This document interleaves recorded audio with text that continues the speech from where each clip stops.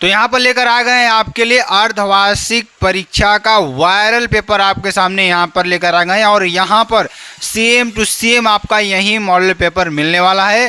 तो सभी लोग क्या करें, एक बार वीडियो को शेयर कर दीजिए, लाइक कमेंट सब्सक्राइब जरूर कर दीजिए, और इसका पूरा फुल सोल्यूशन आपको हम करवाएंगे, और जो प्रश्न नहीं करवाएंगे उस प्रश्नों को जरूर पढ़कर जाइएगा।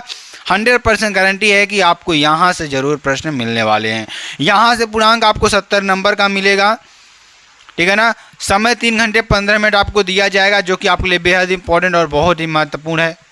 सबसे पहले अपना मॉडल पेपर आप पाइए, तो यहाँ पर क्या लिखिए, अपना नाम लिख दीजिए और यहाँ पे अपना रोल नंबर डाल दीजिए, ठीक है ना। अब देखिए आपके पास जो सामने आपके लिए क्या होगा, सबसे पहले जो हमारे नए बच्चे जुड़े हैं ना, वो चैनल को तुरंत सब्सक्राइब कर लेंगे, ठीक है ना।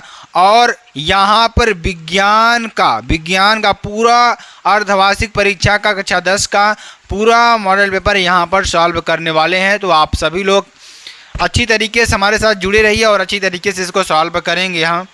तो ध्यान दीजिएगा, क्या है कि एक पहला क्वेश्चन देखिए क्या होगा, बहुविकल्पी आपके लिए आएगा।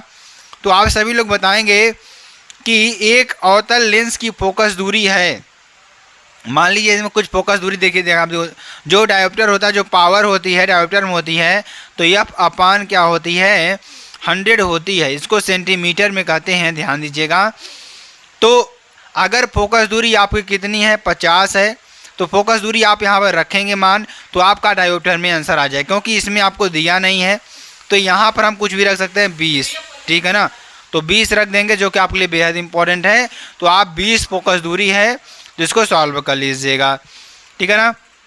प्रकाश का वेग निम्न में से किस माध्यम में अधिक होता है, ऐसा कौन सा माध्यम है जिसमें प्रकाश का वेग क्या होगा, अधिक होगा। आप सभी लोग बताएंगे, अपने समझ कर थोड़ा बताइएगा दिमाग लगा करके, क्योंकि आप लोग पढ़े हुए हैं, तो थोड़ा दिमाग लगाओ। वायु में, जल में, कांच में या निर्वात में, जाहिर सी बात है जिसका घनत्व तो कम होगा, जिसमें क्या होगा, जिसके डेंसिटी कम होगी, उसी में प्रकाश की चाल क्या होगी, अधिक होगी। तो किस में दिख रहा है आपको, निर्वात में प्रकाश की चाल क्या होगी, सर्वाधिक आपको देखने को मिलेगी, ठीक है ना। इस बात को नोट कर लीजिए। और सभी लोग क्या करें, एक बार वीडियो को शेयर कर दो यार, सभी लोग वीडियो को शेयर कर दो, और अपने एग्जाम में अभी से आप लोग प्रैक्टिस करिए कॉपी को लिखने की। तो कॉपी को लिखने का ज़रूर प्रैक्टिस करिएगा, और जैसे ही आपका पेपर मिले ना, यहाँ पे अपना नाम लिख दीजिएगा, जो भी आपका नाम हो यहाँ पर, ठीक है ना। और यहाँ पर अपना रोल नंबर, जो भी आपका रोल नंबर हो, यहाँ पे अपना डाल दीजिएगा। ऐसा करने से फ़ायदा क्या है, मैं आपको थोड़ा और चर्चा करता हूँ, क्योंकि ये चीज़ें अगर आप नहीं करोगे आप फंस सकते हो, आपका एग्ज़ाम आप रिस्टिकेट भी हो सकते हो। इस बात को मेरे नोट कर लीजिए। तो अब देखिए यहाँ पे डालने से मतलब क्या है कि आपका पेपर आपका ही रहेगा। कहने का मतलब आप उसमें कोई अपना नाम नहीं लिख सकता है, काट कर लिखेगा भी तो पकड़ा जाएगा, ठीक है ना। तो चलिए अगला क्वेश्चन। तो जाहिर सी बात है जिसमें घनत्व तो कम होगा उसकी क्या होगी, प्रकाश माध्यम की चाल अधिक होगी, ठीक। किसी वस्तु से बड़ा आभासी प्रतिबिंब बन सकता है, किसमें बनता है, अवतल दर्पण में। किसमें बनता है, अवतल लेंस में बनता है। किसमें बनता है, अवतल लेंस में बनता है, ठीक है ना। ये आपको ध्यान दीजिएगा। अब देखिए स्वस्थ नेत्र के निकट बिंदु कौन सा होता है, तो स्वस्थ नेत्रों का जो निकट बिंदु होता है वह कितना होता है, 25 सेंटीमीटर। कितना होता है मेरे प्यारे बच्चा लोग, 25 सेंटीमीटर आपका होता है, ठीक है ना।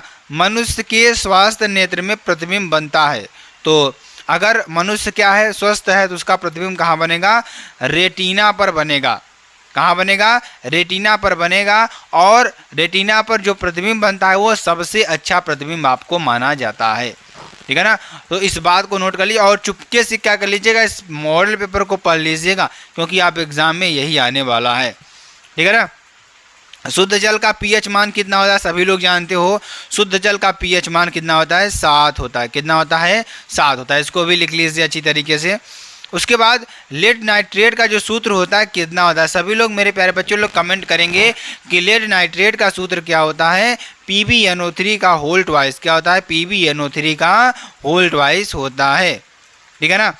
तो अगला देखिए क्वेश्चन क्या है, ये भी क्वेश्चन अच्छी तरीके से पढ़िएगा, क्योंकि ऐसे क्वेश्चन आपको सिर्फ और सिर्फ यही मिलने वाले हैं NKK स्टडी पर, ठीक है ना। और ध्यान दीजिएगा, दही का जमना किस प्रकार का परिवर्तन है, भौतिक परिवर्तन, रासायनिक परिवर्तन या दोनों। तो यहाँ पर जो दही का जमना है, आप सभी लोग जानते हैं, दही जब आप रखते हैं उसमें थोड़ा मट्ठा डाल करके, तो उसमें क्या होता है, उससे कीड़े बनते हैं। तो वो कीड़े को होते हैं जो स्वास्थ्य के लिए क्या होते हैं, लाभदायक होते हैं। तो इसमें क्या होती है, एक रासायनिक क्रिया होती है। क्या होती है, रासायनिक क्रिया आपको देखने को मिलती है। खाने का सोडा रासायनिक सूत्र क्या होता है, जो खाने के सोडे का रासायनिक सूत्र क्या होता है, मैं इसकी चर्चा करूं तो क्या होगा, NaHCO3। क्या होगा, NaHCO3 आपका होगा। ठीक है ना। मनुष्य के प्रत्येक जबड़े में चौवर्णक दंतों की संख्या कितनी होती है, जो आपके चौघड़, आप लोग हिंदी में क्या कहते हैं, इसको चौघड़ कहेंगे।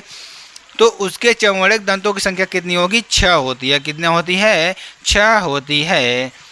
ठीक है ना। चलिए अब देखेंगे अगला क्वेश्चन आपके लिए क्या आ रहा है कि पादप में जाइलम का मुख्य कार्य क्या है। तो पादप में जाइलम का मुख्य कार्य क्या है, जल का संवहन, भोजन का संवहन, उत्सर्जित पदार्थों का संवहन या उपर्युक्त में सभी। तो यहाँ पर ध्यान दीजिएगा, जो पादप जाइलम होते हैं उसमें जो, ध्यान दीजिएगा, जो यहाँ पर पादप में जाइलम का मुख्य कार्य होता है वह क्या होता है।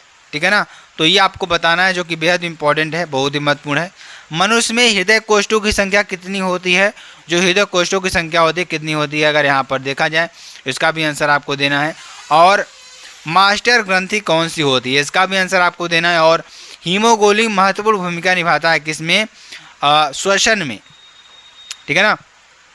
जो हीमोग्लोबिन होता है वह क्या करता है, श्वसन में महत्वपूर्ण भूमिका निभाता है। अगला देखिए, इसमें अगर एक आप देखेंगे क्वेश्चन क्या है, स्वस्थ मनुष्य में सामान्य रक्तदाब कितना होता है, यह भी आपको बताना है। ठीक। आप देखिए खंड ब की बात करें, खंड ब में देखिए अम्ल क्या है, ये प्रश्न आपको करना है। रेडॉक्स अभिक्रिया जिसमें अब आस्किर ऑप्शन दोनों होता है वो होती है। लार में कौन सा एंजाइम पाया जाता है, किसका पाचन करती है, आपको बताना है। रुधिर का दाब किसे कहते हैं, या प्रकाश क्या है। ठीक है ना। और प्रकाश एक प्रकार की ऊर्जा जिसे हम देख नहीं सकते ना छू सकते हैं, इसका अनुभव हम कर सकते हैं। ठीक है ना। तो प्रकाश का परावर्तन क्या है, परावर्तन के नियम लिखिए। ठीक। एक अवतल दर्पण की फोकस दूरी 5 सेंटीमीटर है, तो इसके सामने 10 सेंटीमीटर की दूरी पर रखी वस्तु का प्रतिबिंब बने, कहाँ पर बनेगा, यह वास्तविक होगा, क्या होगा, आपको बताना है। स्लैन का प्रकाश के अपवर्तन संबंधी नियम को लिखिए। ठीक। और 24 नंबर की बात करेंगे तो अगला देखिए, मानव नेत्र का सचित्र वर्णन कीजिए। रेटिना पर प्रतिबिंब का बनना किरण आरेख द्वारा स्पष्ट कीजिए। धमनी तथा सिरा के अंतर लिखिए। मानव हृदय का नामांकित चित्र पर टिप्पणी लिखिए। उष्माक्षेपी का उष्माशोषी अभिक्रियाएं क्या हैं, ये आपको बताना है। ठीक। तो ये आपके लिए हाफ ईयरली एग्जाम का मॉडल पेपर है और आदर्श मॉडल पेपर है। अगर आपको वीडियो पसंद आते हैं ना, आप चैनल को लाइक शेयर कमेंट सब जरूर कर सकते हैं। फिर मिलते हैं नेक्स्ट वीडियो में नए टॉपिक के साथ, तब तक के लिए जय हिंद, जय भारत।